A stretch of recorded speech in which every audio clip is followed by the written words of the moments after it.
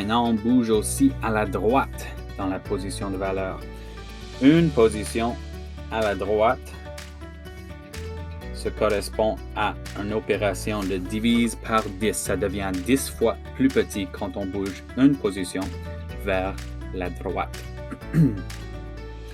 Ça veut dire, commençant à les 1000, une position vers la droite se correspond à une division 10 fois plus petit ou divisé par 10. Si je commençais avec mon 5000 où j'ai arrêté, et je veux lui diviser par 10. Je bouge 5000 divisé par 10 égale. Je prends mon 5, divise par 10, je lui déplace une fois à la droite. Je déplace mon 5 là, mon 0 ici, mon 0 ici. Lui, il devient un fantôme. On va discuter ça à un autre moment. Mais il est encore là juste après le point décimal. Ça s'en vient. Ça veut dire 5000 divisé par 10 quand on déplace tous les chiffres 1 place à la droite égale 500. Bon. Deux positions vers la droite maintenant. Divisé par 10, divise par 10. Même chose que deux positions en même temps. 10 fois 10 égale 100.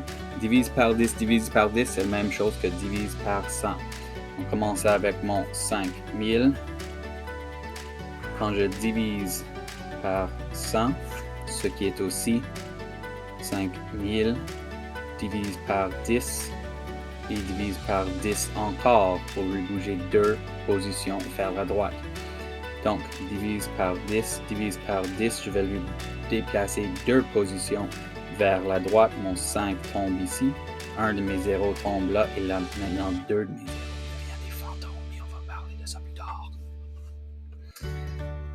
5000 divisé par 10 me donne 50. C'est la même chose que 5000 divisé par 10 fois 10 ou 10 divisé par 10 est la même chose que divisé par 100.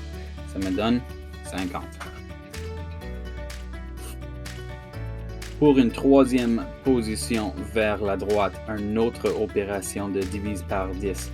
Mais en faisant tous les trois en même temps, tu l'as deviné. On lui divise par 1000 comme ça. Quand je commence avec 5000 et je lui divise une fois vers la droite, deux fois vers la droite, trois fois vers la droite, une fois, deux fois, trois fois vers la droite, je lui déplace ici. C'est la même chose que 10 fois 10 fois 10 ou divise par 1000. Donc, mon résultat ici était tout simplement 5 unités ou 5. Et 5000 divise par 10 est la même chose que 5000. C'est difficile de parler et d'écrire en même temps.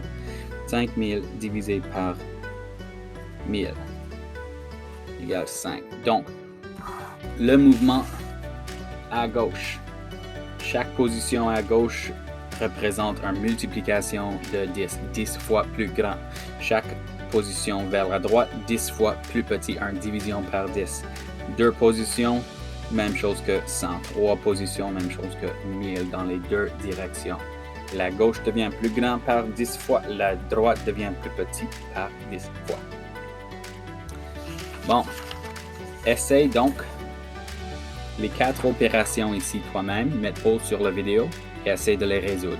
Quand tu es prêt, recommence. Alors, 135 fois 10 000, 135 fois 10 000, il y a 1, 2, 3, 4 positions. 135 fois 10 000. Je garde mon 4, 0 de 10 000, 1 350 000. 489 600 000 divise par 1000. Divisé, j'enlève mon 1000.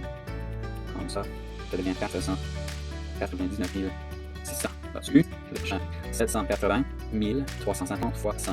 Fois 100, j'ajoute 2 zéros en avant. Donc ça vaut 2 positions à la gauche. 2 positions à la gauche. 78 milliards. Donc millions, 78 millions. 35 000.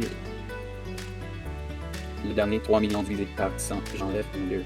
Zéro, et ça c'est la fin. En regroupant, 1 tranche, 2 tranches, 30 000. Et voilà, tu l'as eu. Maintenant, tu connais la relation entre le mouvement de gauche à droite dans la position de valeur. 10 fois plus grand à la gauche, 10 fois plus petit à la droite. Chaque position représente un autre saut de 10 fois plus grand ou plus large ou plus petit. Merci de m'avoir rejoint pour ce moment de maths. À la prochaine.